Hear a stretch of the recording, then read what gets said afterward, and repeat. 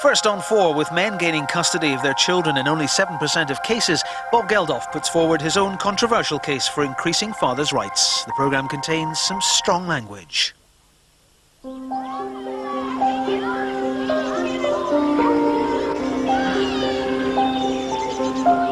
Battersea Park, Sunday lunchtime. Watch the single men with their children drag themselves through the false hours in a frantic panic of activity. The build-up, the all-week anticipation, and then the excitement of being with them. Time dripping too fast, decaying, every second measured and weighed in the balance of loss, losing, going away and fading. Everything must be crammed into this space. Life in an hour, love in a measured fragment of state-permitted time. Feed the ducks again. MacDad and McDonald's. Where else do you go?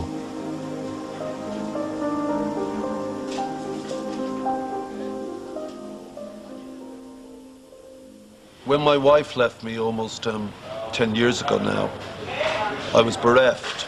I had loved her, and now love had gone. And while at the time I didn't understand what was happening, one has to accept it. What bewildered me and made me grief-stricken was that not just she, but my entire family went away from me. So why were my children gone? Those things that were the best of us. Why couldn't I be with them like I had been for all their lives? I went to the law to try and be with my kids 50% of the time. But like most men who go to court under the family law system in our country, I was left feeling criminalized, belittled, worthless, powerless, and irrelevant. I had entered a world riddled with bias, prejudice, discrimination and hypocrisy. A world where under the guise of justice, children are stripped of their fathers, fathers of their children. This has to change.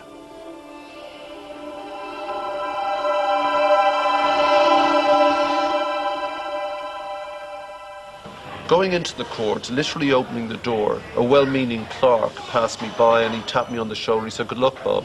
I said, "Yeah, thanks, mate." And he said, "Listen, can I give you a bit of advice?" And I said, "Yeah, please." And he said, "Whatever you do, don't say you love your children."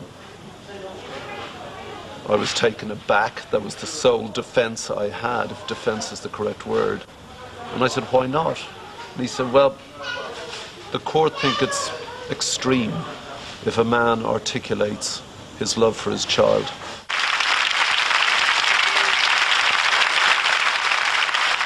I was on telly one night and I mentioned something about this. Very empty. And what happens to men in this situation isn't right. The law is generally predicated against them. And over the next few months I received what amounted to 70 plastic bin liners full of letters. Now, people have known me for almost 30 years now. And in all my time with the Boomtown Rats or Live Aid or whatever, I had never received that amount of Bob Geldof England type mail.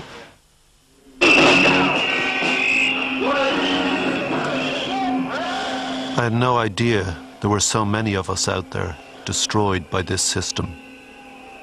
I'd unknowingly struck a chord with tens of thousands of fathers, grandparents, partners, all of them robbed of their children. Quite often drive in the area where I believe she lives, just in case I might see her. But I don't take it any further than that. I'm not even sure I recognise her anymore, to be honest. I'm keeping all her cards and everything else. And one day when she comes and sees me and finds me, she will.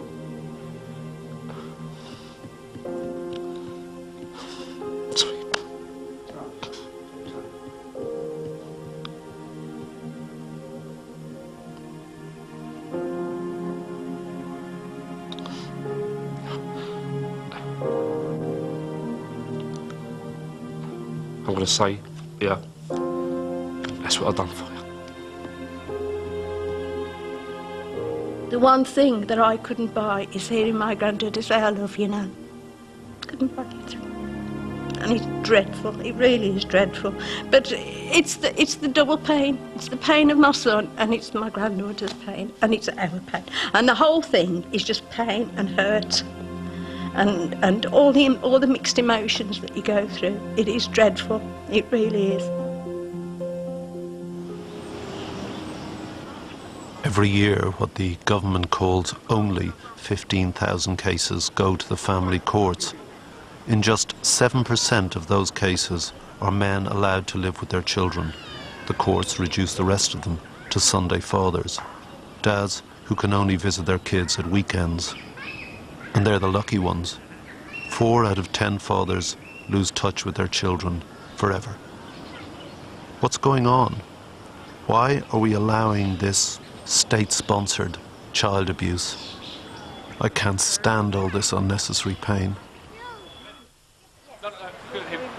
And so long as I think it's useful, I'll keep telling my story, even to the most unlikely of politically influential audiences. He said, whatever you do, don't say you love your children.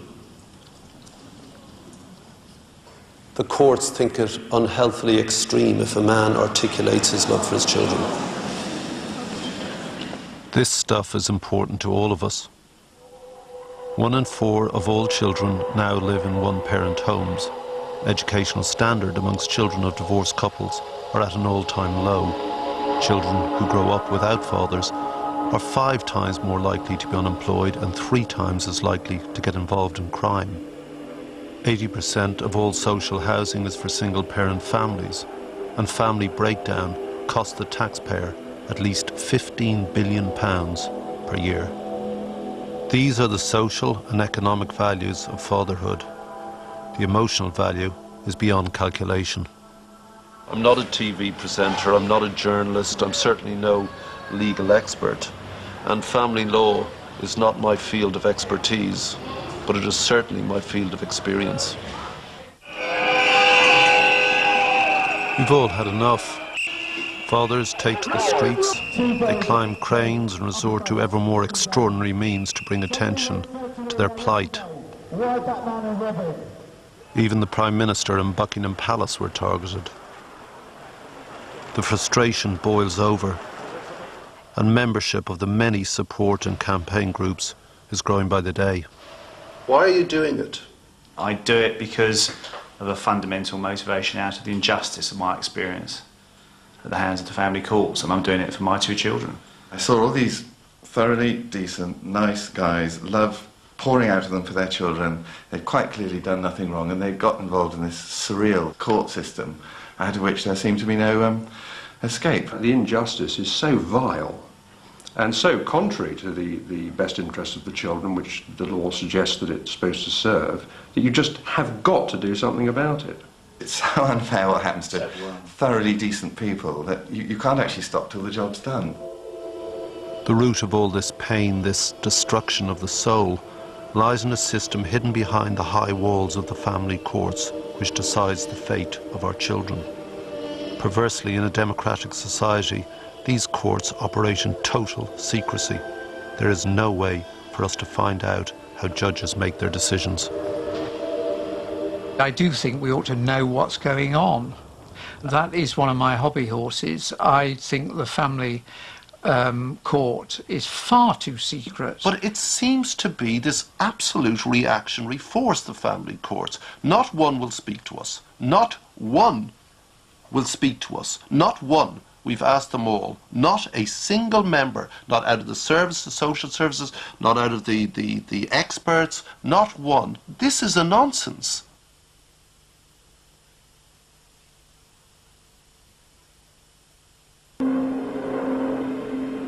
But almost immediately, they're sucked into an antiquated, secret family justice system where the dispute is inflamed further because of the adversarial nature of our law, which promotes discord, bitterness, rage, anger, and finally, hatred. It's a farce. The law claims to be gender neutral, but that's a lie. for 9 times out of 10, the judge's decision will favour the mother. If they're lucky, dads, like a visiting uncle from Mars, will see their kids for contact every other weekend. So why does this happen? Why are fathers forcibly removed from their children? Why do we allow this, in effect, state-sanctioned kidnapping? The root of the problem facing fathers lies with one crucial phrase written into the law itself. The first line of the 1989 Children Act states that the best interests of the child are to be considered paramount. Now, this sounds fair enough, but in reality it's through this that a bias against the idea of men in the home has penetrated the family courts. The Children's Act states that the interests of the children will be served by this law, because it's called the Children's Act. For me, the problem is that the unspoken and indeed unwritten corollary of that clear statement is that the interests of the child are nearly always best served by the presence of the mother. Why are the courts so resistant to the fact that men are as capable at bringing up their children as a woman? Well, I find that very difficult to deal with. I think probably in many cases it's happened because the courts have tended to equate young children with mothers for some reason. Well, that's a cultural, isn't it, and social thing for another time. Probably, yes. So no one is accountable for this reactionary, unfair, unjust, possibly illegal and certainly illogical system which causes so much destruction. How can this be? While society is changing, what is still the fact is that women take the prime responsibility for caring and bringing up the child, and that's still, you can see that in the patterns of work, you can see that in who's at the school gates picking up the children, you can see that in who takes the children to the doctors, who takes the children to the dentist.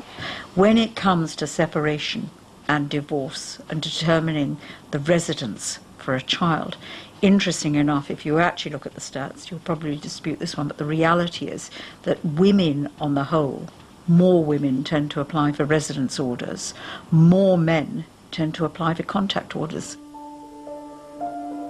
But if a man does want to fight for the right to be a parent, he'll face a bigger, more practical problem. By the time a case gets to court, most fathers will have left the family home for which he is still paying and be lucky to afford a bedsit or shared flat. By moving out, a father is in fact often sowing the seeds of his own downfall. Letting the children live alone with their mother will very quickly establish a living arrangement that the courts are reluctant to break up.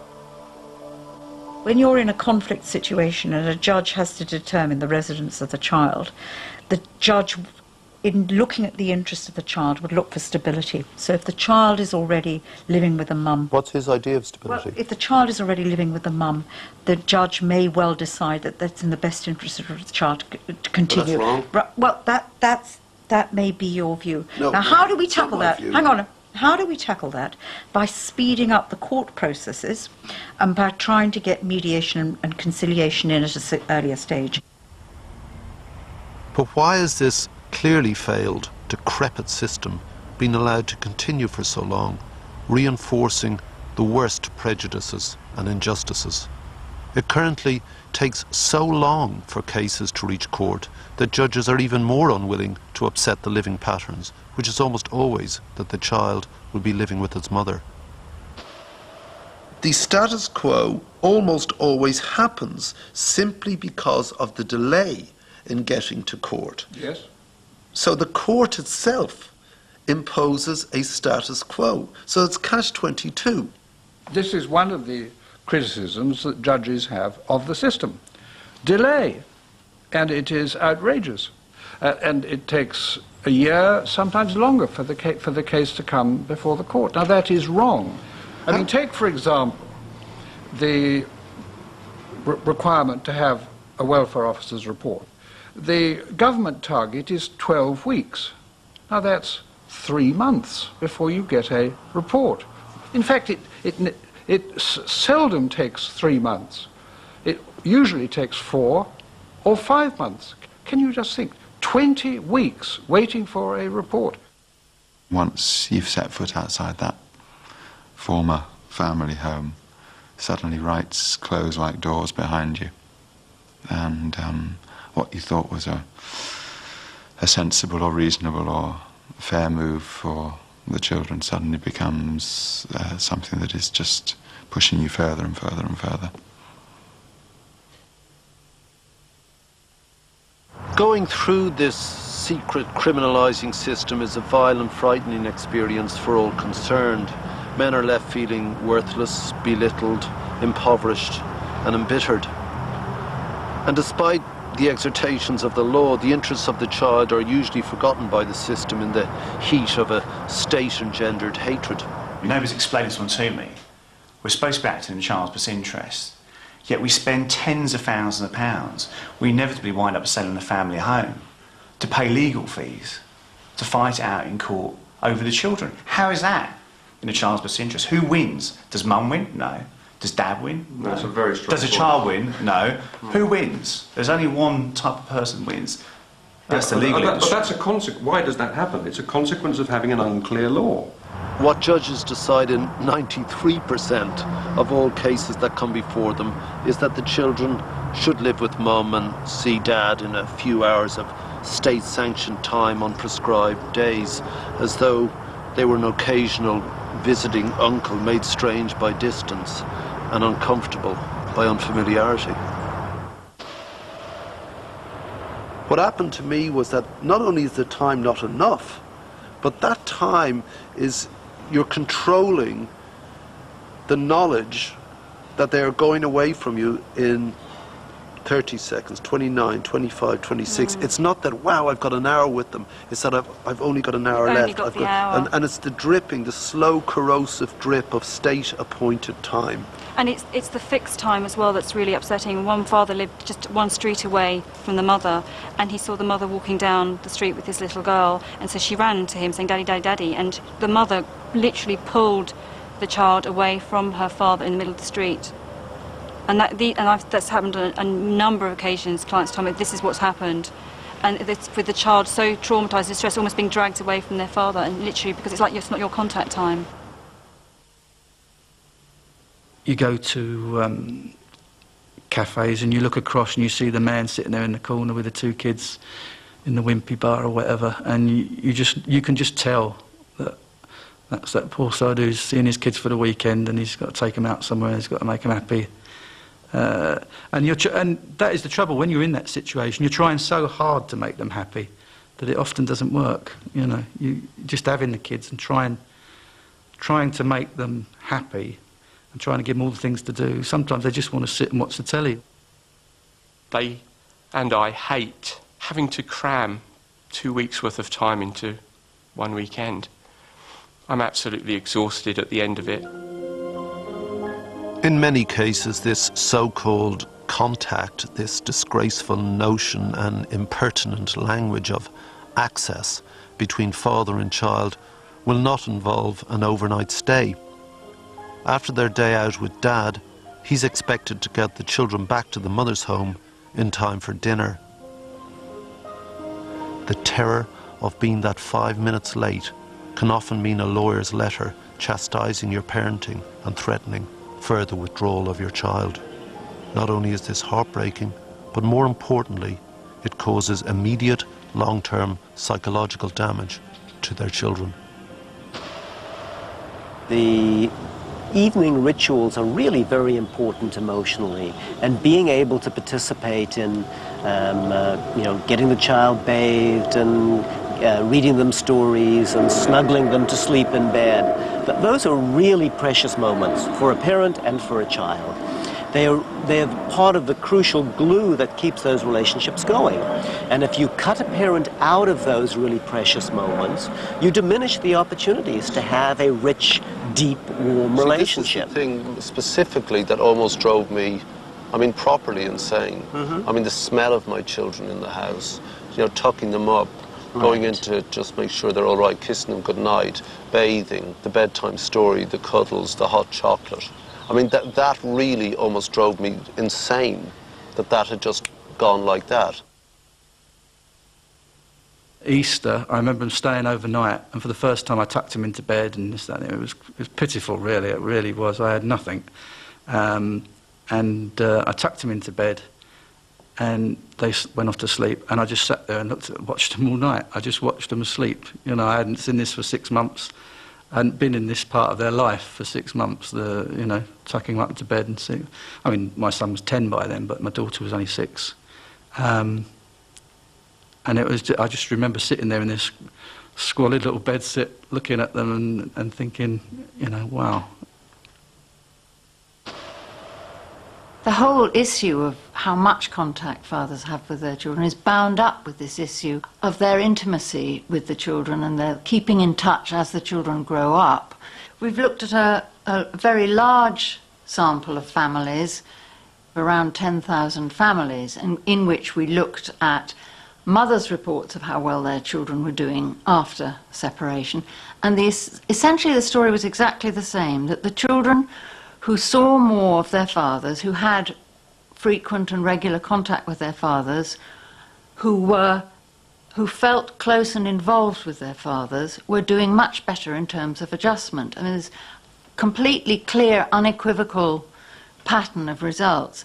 So it's in everybody's interest, I think, for fathers to be being a parent, even if they're on their own.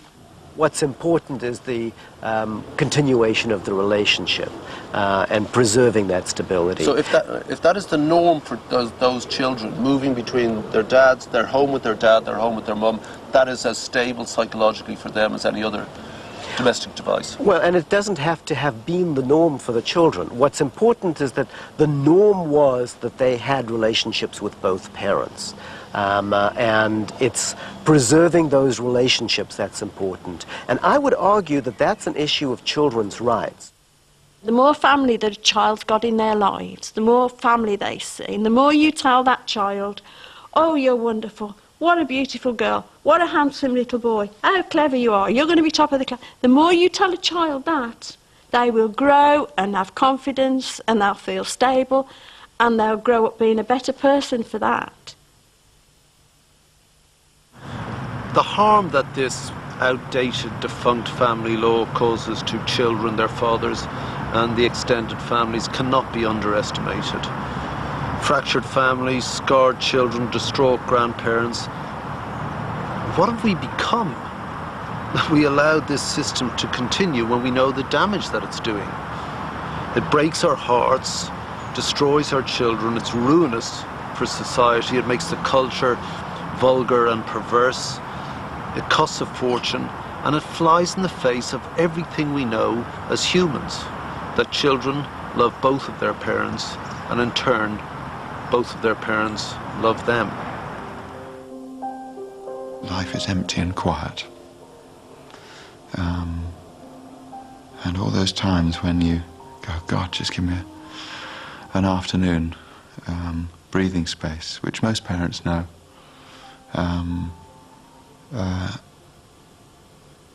I actually long for the mess and the chaos and all the things that go with it.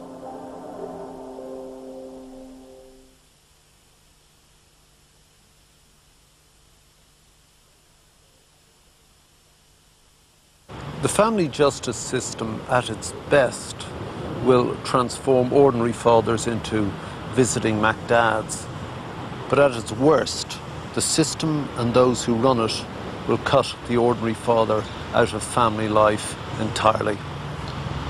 Based on nothing more than outdated social stereotypes, and despite everything that child experts say, the courts have become instruments of political social policy by insisting that the interests of the child are bound up in the best interests of the mother.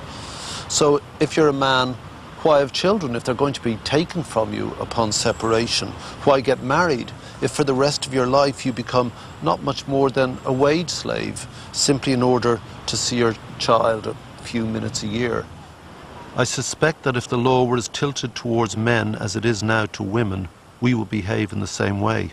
So it's little wonder that many women are tempted to abuse the system, all the while it works in their favour. I had one mother who said to me, tell him, give me the money and he can have contact. I mean, you're in front of this woman who's saying, he can see the kids if he gives me money. I mean, do you not just go, you fucking bitch? Well, the problem is that when you're actually Not to her acting for face. someone, well, you probably do. You probably think I it. would. I'd be a crap lawyer. You think, well, this is the thing, because when you're acting for someone, there are boundaries the limits to what you can say. You can say, well, basically, I don't want to work for you anymore, because I mean, if you're not going to take the advice But I mean, I'm giving internally, you. does your Oh, no, but soul you not do. wither? Well, you do. This is why it's a thankless task, and that's why I don't want to actually work in But that you see, environment. I equally think it's human, her reaction. Mm. The law is allowing her to do this. Women litigants are becoming, or have become, adept at manipulating the system, and the system is capable of being manipulated. And if someone is implacably hostile and simply won't give contact and brainwashes the child against the father, then there's very little one can do. The judge makes an order for contact, the mother disobeys. What can the judge do? He can fine the mother or send her to prison. Now, typically she's got no money, so the fine isn't a possibility. So, to send her to prison, what does that do for the children? The government is saying it will extend powers for judges beyond imprisonment. And the reason they're doing that is because now the mantra is, you know, if you put the mother in jail, how is that in the interests of the child? Well, it's in the interests of the child that when she gets out, she won't do it again. But the best this government can come up with, and this really does show the lack of intellectual rigour, the lack of imagination behind this claptrap, frankly, is that if a mother prevents contact, she might be made to pay the dad's expenses if he's booked a holiday. He doesn't want a fucking holiday. He wants to hold his child. 4 out of 10 mothers, that's 40%, admit to having obstructed contact between children and their fathers. And the family law system does nothing. Doing nothing nearly always means giving in to the mother, who of course is claiming all her demands are in the best interests of the children. It's a form of moral laziness. They just make the decision that, you know, mum's upset when dad has contact. Mum being upset is bad for the child, and so the court says, well, we better stop dad seeing child, even though he's done nothing wrong. I mean, that is a complete pattern. It happens time and time again, and it's actually the justification for taking a child overseas. Mum will be upset if she's not allowed to go and live in Australia. Therefore, she must be allowed to go and live in Australia. You know, we see that all the time, week in, week out. In my own case, I don't want to go on about my own case, but he lives in Japan. We have a great relationship. He came at Christmas. But I hadn't seen him for 18 months, and I'm entirely dependent on his mother's goodwill, whether or not he comes. There's absolutely nothing else I can do. I can talk to him on the phone and so on, but, you know, there's just endless such stories. Do you have anxiety before he comes, or are you just, is it a longing, or is it a mixture?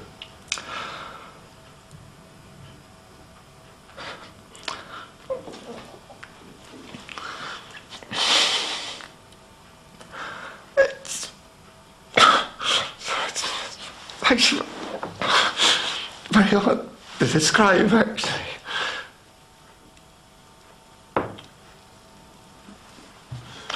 I mean, then what happens is I don't actually. It's all off in a little zone somewhere, and I don't think about it. I shut it out. And then when he comes, it's great. Then he goes, so I bottle it up again for another year. After taking his son away, Jim Parton's ex-wife changed his son's family name. You removed the final connection. You airbrushed the past, and the father has disappeared.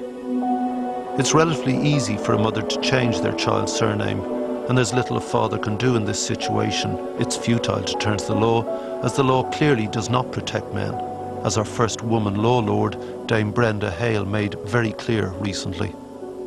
She said it was a very poor kind of parent who would insist upon calling the child by its own name. So not only had this man lost his last viable connection with his child in this particular case, but he had been told he was a bad dad for trying to keep any sort of relationship going. How devastating. It's a way of excluding the father. And what does the father think? Why did the mother do it? It was for reasons to do with her, not to do with the child. And to say that he was a bad father because he objected, I mean, I'm sorry, with every respect to a very senior judge, this judge doesn't agree. There seems to be an all-pervasive suspicion of men lodged deep within the family court system. It's based on some perverse notion that men themselves, by virtue of their masculinity, are unfeeling brutes, incapable of love or clear displays of affection. But with this sort of attitude, it's very easy for a woman to prevent a father from raising his child. And the quickest and easiest way to do this is to utter two magic words. Domestic violence, you must hear it all the time to stop dads from seeing their kids. Well, that's not the only sort of allegation. What about sexual abuse?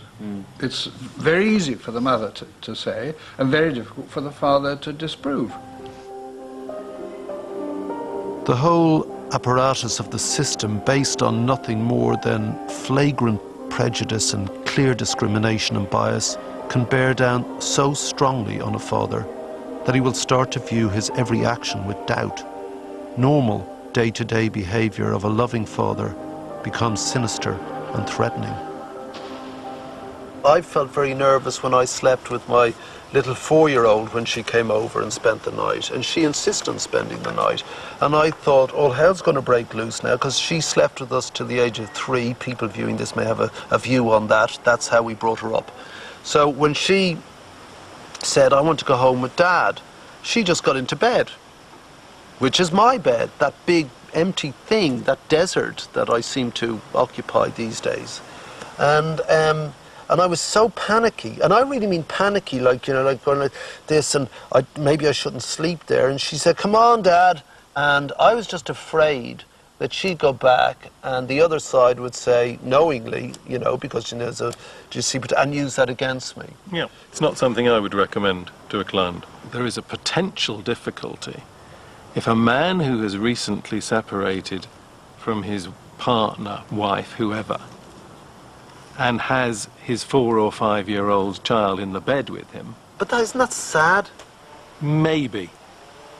Over the last 15 years, we have developed concerns about sexual abuse. We're actually not trustworthy as humans. We're somehow hairy and brutish. We've got this big thing between our legs that controls us. And if you're with a little child, your little child, and you're sleeping together, that somehow these uncontrollable man urges will suddenly rise to the fore. We have countless people at our meetings saying, you know, there are these sort of, perhaps not actual allegations, but suggestions out there. Yeah. And we have to say, well, you know, just be a bit wary about having your child in your bed. I know when my child was... That is a disgrace. It is crazy, that is disgusting and a disgrace. Yeah. This is denied because, well, we're men, you know, we don't do that sort of crap. I mean, my son, when we separated, he was 4, and he was obviously, you know, he was disturbed about what was going on between his parents. He wanted to be in my bed, and I thought about the implications of it, and then, like you, I thought, fuck it, no, he can stay there, that's fine, and we'll take the consequences if someone raises an issue about it, which luckily they never did. But you have to say to people who come to our meetings, be careful, you know, because there'll be suggestions. In your experience, how many of the allegations of abuse or violence are substantiated? Well, I think that's a very difficult question. I would think probably not a lot. There is a great and terrible perversity that underlines all of this. The modern and unspoken sense that all men are violent, abusive thugs, despite the reality of the men in every woman's life, or indeed man's life, their fathers, brothers, uncles, sons and lovers and friends. All men with varying degrees of human complexity, pretty much like women in fact, and all not bad people. The argument that you're incapable of bringing up a child because you're male, because you've got testosterone, I kind of hope that's gone away, because observationally it clearly isn't true anymore, but it lingers on in the family courts. And it baffles me, but, you know, fortunately I'm not a lawyer. You wrote, when it comes to understanding the conduct and character of men when compared to women, vulgar supposition is easier than objective measurement. That is that is absolutely right. I mean, it's a sort of legal laziness, isn't it? While the courts maintain this outdated sugar and spice, slugs and snails view of men and women, the rest of us have moved on. Today's fathers are increasingly involved in raising their children. You gonna eat any more, mister? Yeah? We'll sit round properly, come on. And I just can't understand people saying that a woman can look after a child better than a man. To me, that's a load of rubbish. You know, they do the same job as good as each other. There's a lot of women that can't bring up kids as well.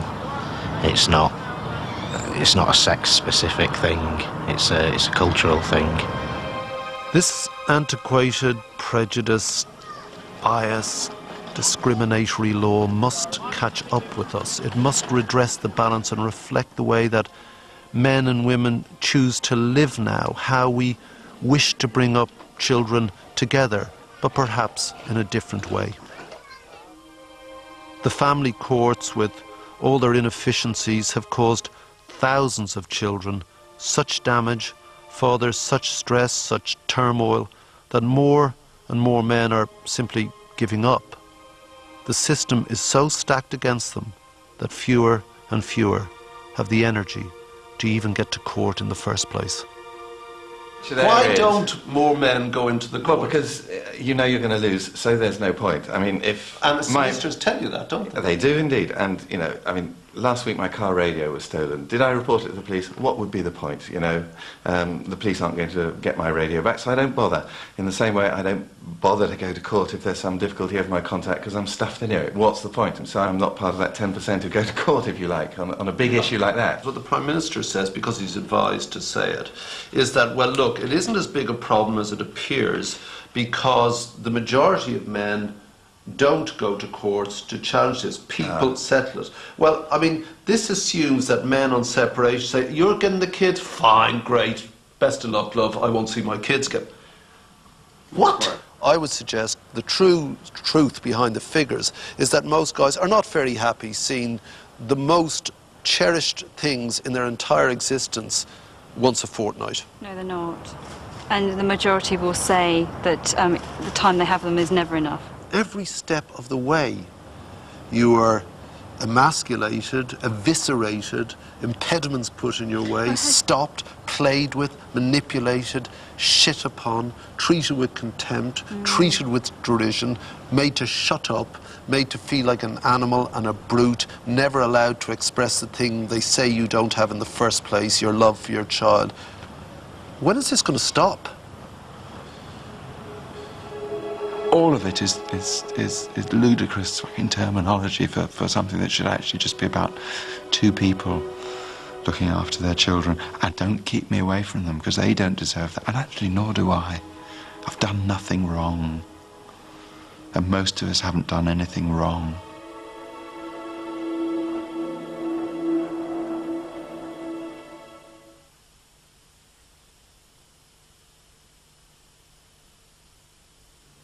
I just used to come away from dropping my daughter off or something like this, or dropping my son off, and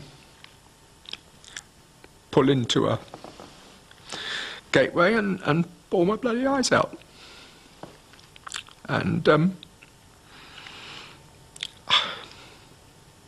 difficult.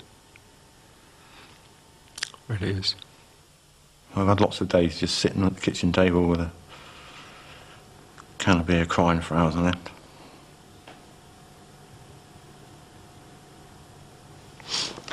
I have to go for a walk, sorry. The family justice system in this country is a farcical reactionary joke. It causes such pain that if it affected anyone else save children, or more specifically their fathers, it would be of primary concern to the nanny impulses of this politically correct government. Fucking foxes get more consideration than fathers from this lot. Children must be returned to their families. Fathers must reclaim their children. This law stops them. Get rid of it. I propose we write new law to protect the rights of children to be with their dads equally where that is possible. A starting presumption stating that which is self-evident to everyone but the hacks in the family court system, that both parents are of equal value and in the eyes of the child usually equally loved. My suggestion is, and I think we've already gone through this, is that the law should state that where possible they are, and the end result is they will be with each parent 50% of the time unless they otherwise choose themselves. I don't have a problem with that. So you and I would draft a law which said, unless the circumstances indicate otherwise, the starting point is equal division of time. I think it's fairer. I think it would be much more sensible. I think it would take a lot of the heat out of the situation. I think it would put people on a much more even footing. And also then they would think very carefully about what they're doing when they do split. Because at the moment it's too easy.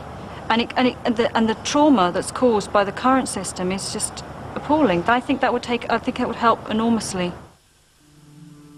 This summer, the government published its proposals in the form of a green paper, a consultation document that may eventually become law.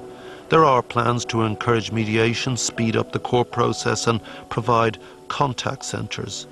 And though this may have some marginal benefit, the reality of this paper is that bureaucrats have listened to other bureaucrats' complaints of an overwhelmed system.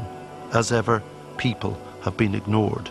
They refuse point blank to even consider allowing fathers to be with their children for 50% of the time, wherever that's possible.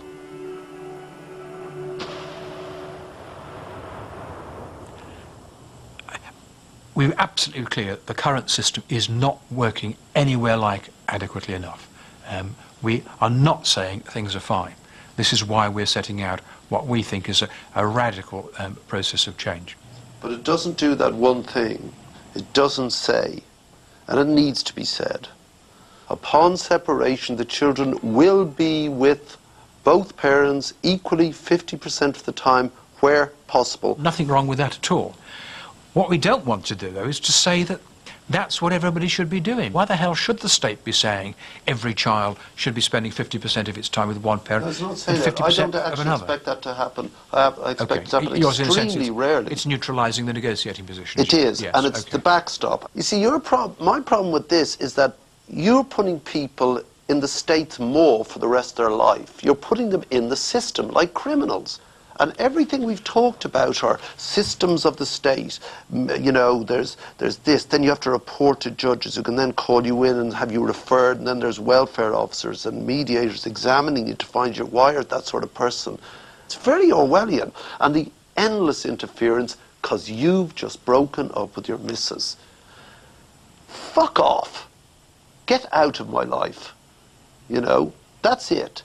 And save yourself a few quid in the bargain, the state. You know, I generally, what's the problem? What we believe the law says currently, and what we'll be saying again and again, is that we want the way in which parents behave and the way in which the law is worked out in practice to reflect cooperative parenting. Or what the research tells us, it's not contact per se which makes for the best outcomes for the children. It's the quality of the contact. So it's not just, you know, divvying the child up. The idea that we can have a one-size-fits-all won't work. No, I won't let you get away with that because I keep hearing that from you guys. It's not a one-size-fits-all. I keep explaining that 50-50 is that is, we desire that to be the end result, that the children are raised, brought up by both parents equally contributing to the well-being of this child. Your way of doing it won't achieve your objective. You'll end up with just more litigation and just more conflict within the courts. While the Minister is right that in most couples' lives the woman will still do the bulk of the domestic work, she is wrong in assuming that this must continue upon separation. Like the courts, the Minister is defending the past. She, like they, seem to be unable to understand the present or imagine the future. The point is that if men were allowed to be with their children, they too would be caring for them. This will happen in our time, but not when a government pursues outdated modes of social policy. But what this is a tinkering with a wholly prejudiced, discriminatory, biased, inadequate and unjust system. And an unthinking tinkering with family law becomes unjustified tampering with people's lives. So stop tinkering, stop messing, tear down this law and start again. Because what fathers and mothers and grandparents and more specifically children need is the presumption that when you split up, when you separate, that the kids need to know that they will be with their mum and their dad half the time, where that's possible. If it's not possible, let's work something else out. Why not? The tens of thousands of men, women, fathers, mothers, grandparents, sisters, brothers, new wives who've written to me have been betrayed by this disgusting law. And until this disgrace has been torn up and rewritten, the letters and the pain will not stop. My response is not to read the letters anymore, you know. Once you identify with the first dozen, and then you realise the next dozen are worse, and then it goes on being worse and worse. I edit the magazine, so I hear their stories and write them up in as dispassionate a manner as I can. But when it comes to my own sort of sadness, it's actually, I mean, 99% of the time you kind of wouldn't know, I think. And then just suddenly, from nowhere, you know, perhaps it's the intensity of this discussion we've been having, you know, suddenly hits you. Well, you have to suppress it, don't you? I mean, the only way you can survive, because otherwise you'd be a basket case. You have to suppress it Some sort of denial, yeah. And that's why I say cruel and inhuman. Yeah. They don't know what they're doing. When these judges are making the decisions that they're making, they just don't know what they're doing to people. In the end, I did end up with the children 50% of the time. It worked okay. It probably would have gone on to be fine, except, of course, in our particular case, there were finally the tragic circumstances of Paula's death. But I'm fine now, the kids are fine, but I and they will never forgive what this state, through this law, did to us, to ruin our family even further than our own self-inflicted damage. What has to happen is that men must be allowed their dignity. They must be allowed to be with their children. So let's repeat what the feminists did in the 60s. They made the personal political, and there is nothing more personal than being with your children. The law is profoundly flawed. So translate your grief into action. Let your loss move you. Make your dismay and hurt felt. Literally demonstrate your love for your children so that even if they cannot see you, they can see you love them. What choice do they leave you? Speak your unsayable pain. And articulate the real love that dare not speak its name, that of a father for his children.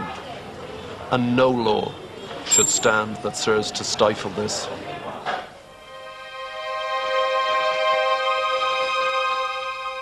Since this programme was made, one of the interviewees, Alan Levy, QC, has sadly died. For more information about the UK's child residence laws and advice on shared parenting, visit channel4.com/